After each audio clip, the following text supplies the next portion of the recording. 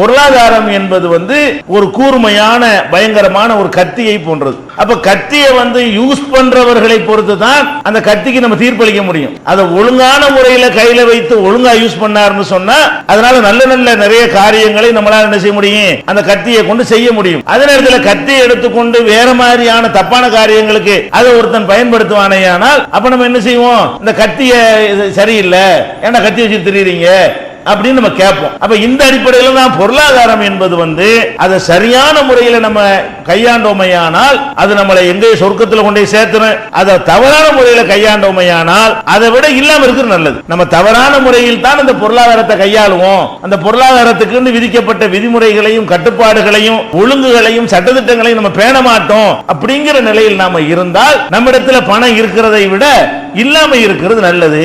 இதை திருக்குர்ஆன்லையும் ஹதீஸ்லையும் தேடி பார்க்கும் பொழுது இந்த கருத்தை அல்லாஹ் இணைத்து இணைத்து சொல்ற காட்சியை பார்க்கலாம். எப்படி சொல்றான் அல்லாஹ்னு கேட்டா, நம்பிக்கை கொண்டவர்களே, உங்களுடைய செல்வங்களும் உங்களுடைய பிள்ளை குட்டிகளும் சந்ததிகளும் இறை நினைவை விட்டு உங்களை திசை திருப்ப விட்டு விடாதீர்கள்.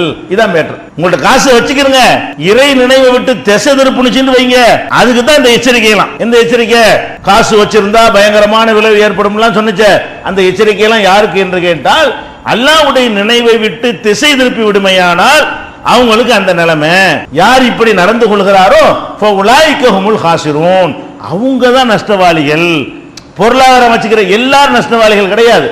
பொருளாதாரத்தை வைத்துக் கொண்டு அல்லாஹ்வுடைய நினைவையும் அதை விட்டுவிடாமல் யார் இருக்கிறார்களோ அவங்க நஷ்டவாளிகளாக ஆக மாட்டார்கள்.